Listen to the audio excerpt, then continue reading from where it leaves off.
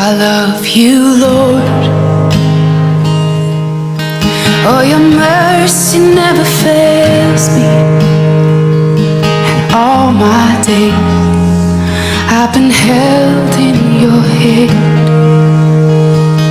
From the moment that I wake up until I lay my head, oh, I will sing. Masayang masaya, isang masayang kaarawan sa iyo, Pastor Kin, sa isa sa mga close pastor ko dito sa Southern Region. I don't have silver or gold, but I have a simple greetings to you, Pastor. A blessed and happiest birthday. Dalangin ko na magkaroon pa tayo ng mahabang paglilingkod sa lugarin ng Taiwan. At ganun din, ma-extend pa ang iyong kontrata sa iyong company na pinagtatrabahuan. Especially sa buhay nyo ng dalawa ni Sister Faith, na ang prayer ko, magkaroon kayo na ng baby soon.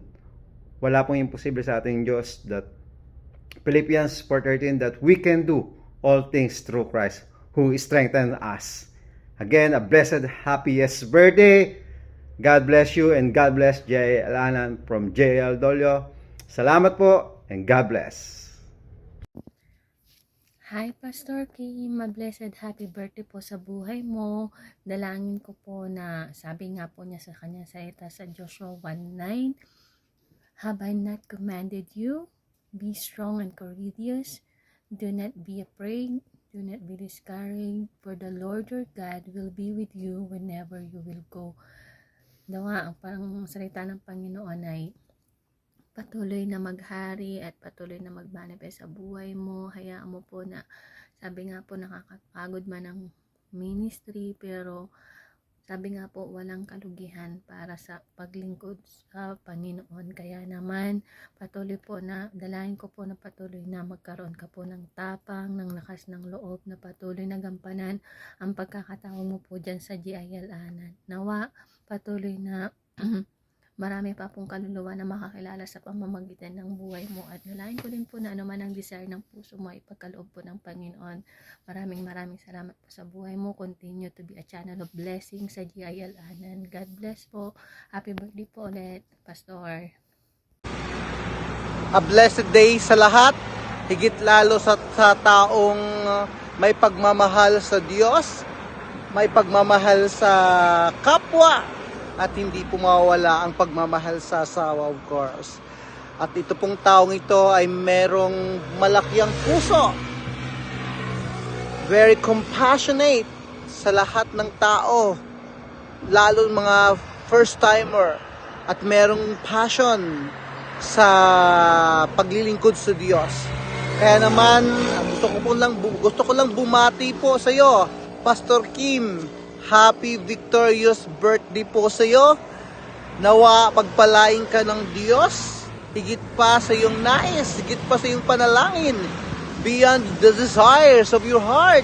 Dahil tunay na sinabi ng Diyos, that take delight in the Lord, that He will give the desires of your heart. Naniniwala po ako na ang Diyos na nakakabatid ng nilalaman ng puso po natin, desire ng puso po, ay siya pong tunay na magbibigay po sa atin. Dahil sinabi po yun ng Diyos sa kanyang salita. Siya po ang nangako. Siya rin po ang nagsabi in Jeremiah 1 verse 12 na sinabi po ng Diyos, siya po ay nakabantay sa kanyang mga salita, sa kanyang mga pangako upang ipangyari ang lahat ng ating mga panalangin. Ay pangyari sa atin ang mga pangako ng Diyos.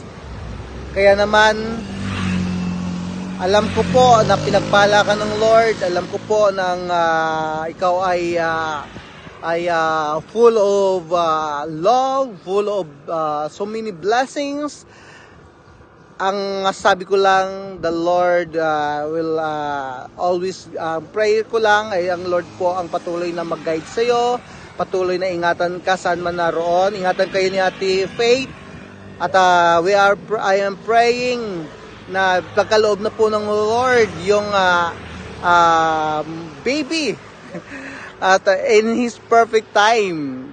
And of course, ay hindi na ako magtatagal kasi nga short lang, mabilisan lang. Enjoy your life today, Pastor. Ngiti ka lang habang nanonood po sa greetings na ito. Salamat sa iyong buhay. Salamat na naging nakasama kita sa paglilingkod sa Diyos.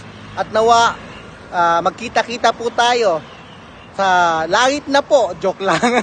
Hindi, magkita-kita tayo muli sa pagkakataon na tayo po ay mabigyan ng pagkakataong maglingkod ulit sa ministeryo ng Lord o mabigyan ng task ng Lord. Kaya enjoy your life and happy, victorious birthday to you. And God bless you. Bye-bye. At nais ko munang pasalamatan ang aking Diyos na may likha at sa lahat ng makakapanood ng video na ito. Isinulat ko na ang aking sasabihin upang sa ganun hindi ko na makalimutan to. Hindi ko na pahabain pa ang mensaheng ito kundi gusto kong gamitin ang pagkakataon na ito upang batiin ang isa sa aking mga anak, si Kim. Anak, gusto kong batiin ka sa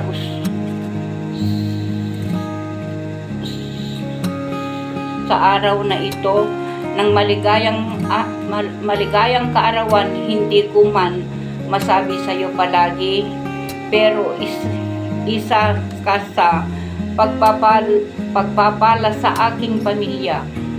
Marahil palagi mo nang naririnig ang katagang ito na hindi man ako perpektong ina, pero walang katumbas ang pagmamahal ko sa inyo, mga anak. Lagi nyo tandaan, kahit may sarili na kayong pamilya, andito pa din si inang nyo na aalalay sa mga panahong kailangan nyo ng kalinga ng isang ina. Naway palagi kang ingatan ng Panginoon, ilayo sa anumang kapahamakan at karamdaman. Ipagpatuloy mo lang ang paglilingkod sa ating Diyos, anak, at siya ang patuloy na nag-iingat at magbibigay ng mga ninanais mo sa iyong buhay. Hanggang dito na lang, anak ko. Once again, happy birthday. God bless you and your whole family. We love you, anak.